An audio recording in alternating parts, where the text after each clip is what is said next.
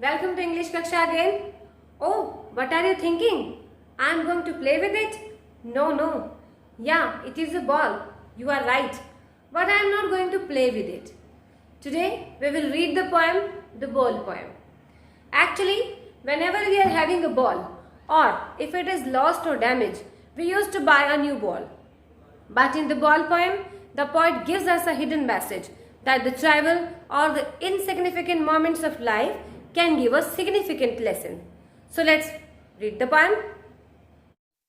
The Ball Poem, written by John Berryman. Let's see about the poet first. John Berryman is a renowned American poet and scholar.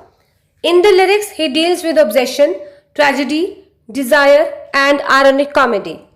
He was awarded for his best collection, Dream Songs, and won Pulitzer Prize.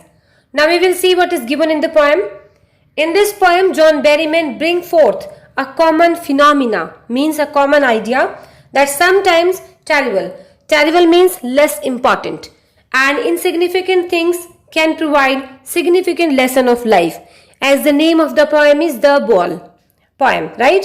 The ball is the object in it, and in this poem, the poet tells us about a boy who loses his ball, and after losing the ball, he feels very desperate and is terribly upset. The poet was watching him, but he did not buy another ball for him.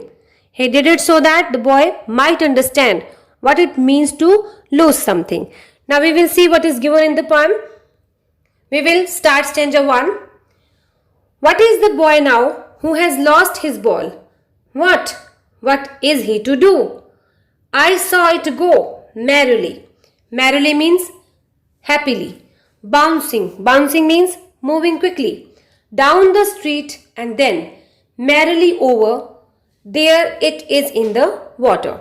In these lines, the poet says that what the boy will do who has lost his ball.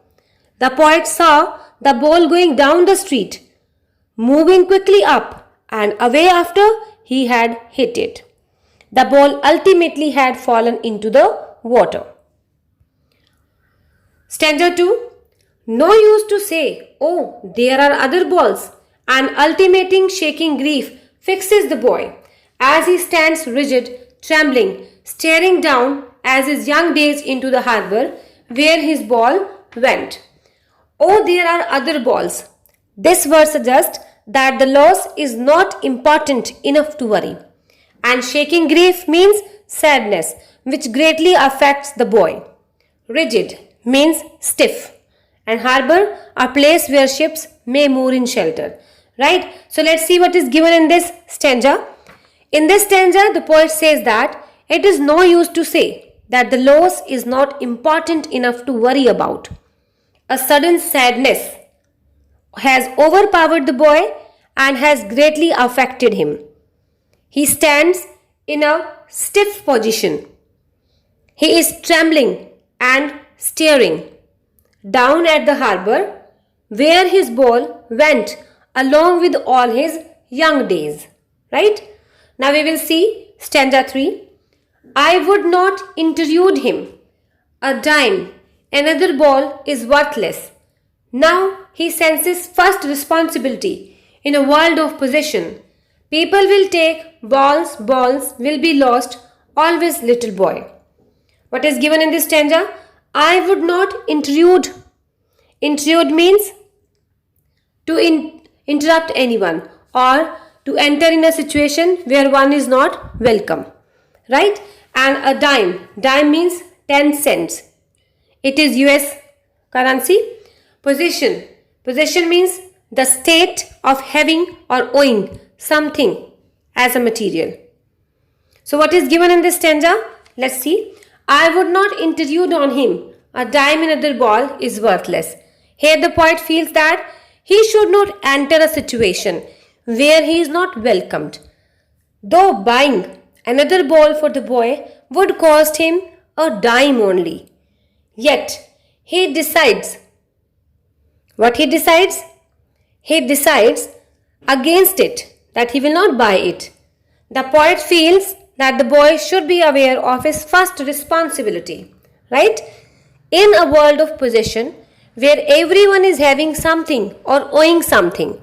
He says that people will cause losses and he will be suffering losses in future life also. So it is must to understand that loss is the part of life. Stanza 4. And no one buys a ball back, money is external. He is learning well behind his desperate eyes. Desperate means hopeless. The epistemology of loss. Epistemology of loss means is a study of nature of knowledge, understanding the nature of loss. That how to stand up, knowing what every man must one day know and most know many days how to stand up. Now we will see what is given in this stanza. Here the poet says that nobody will make good his loss and has to learn how to stand up and cope up with his loss. The boy should learn and understand what it means to lose something. This is what most people know by and by to make a determined effort to make good their losses by themselves. Which kind of literary devices are used in the poem?